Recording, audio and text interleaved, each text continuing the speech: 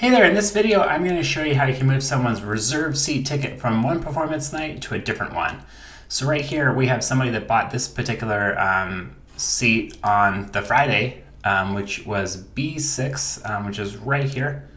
And we're going to move them over to the Saturday, which would be the exact same seat, B6 right here. All right, so the very first thing to do is find their order in the orders list. So click on orders here, and you can type in their name or their email address to find them here. And then after you find them, go ahead and select them on the list here. And then on the next screen, go over to Action, and then choose Add Another Ticket.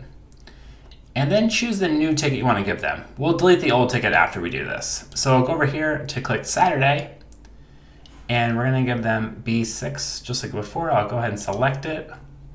And they had a $16 ticket. I'll go ahead and choose it again. And I'll add this ticket to their shopping cart.